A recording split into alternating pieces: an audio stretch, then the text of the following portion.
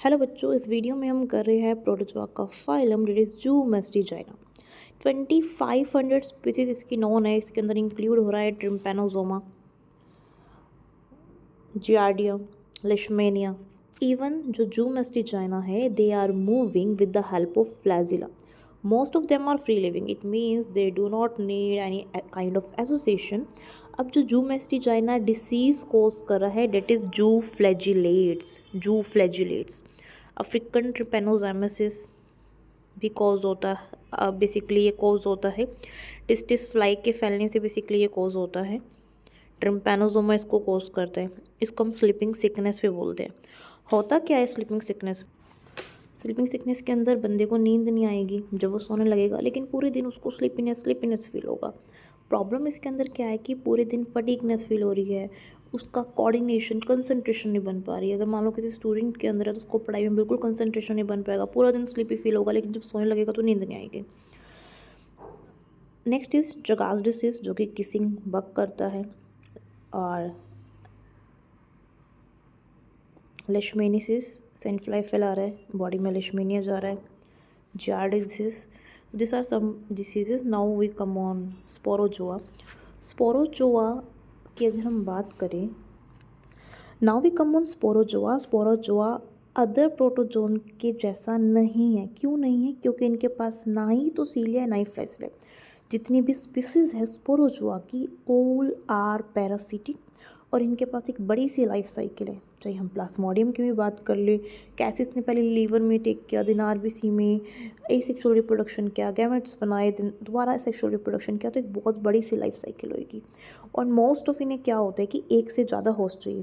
Best example है हमारे पास Plasmodium का जो मलेरिया कोज करता है, उसको फीमेल एनाफिलिस भी होस्ट चाहिए और साथ में ह्यूमन भी होस्ट चाहिए. Now we come on plasmodium. Plasmodium belong करता है यूनिसेलुलर यूकैरियोट से, जो कि ऑब्लिगेट पैरासाइट है वर्टिब्रेट्स का और इंसेक्ट का. अभी ऑब्लिगेट पैरासाइट का मीनिंग क्या होता है?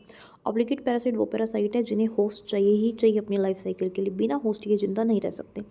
लेकिन जो वर्ड आज फैकल्टेटिव, मतलब उसके पास फैसिलिटी है, होस्ट होगा तब भी जिंदा रहेगा, नहीं होगा तो भी इट्स ओके, जिंदा तो रहेगा, फ्री लिविंग में जिंदा रह सकता है. अब जो लाइफ साइकिल है प्लाज्मोडियम की, उसके अंदर इन्वॉल्व होता है डेवलपमेंट. एक तो होती है blood feeding. Blood feeding insect host होगा, देन वो इंसेक्ट इंजेक्ट कर देगा पैरासाइट को किसके अंदर? वर्टिब्रेट की बॉडी में. कब? किस दौरान? अपनी ब्लड मील के दौरान. उसने तो ह्यूमन को खाया था, अपने होस्ट को खाया था, बेसिकली बाइट किया था ब्लड के लिए.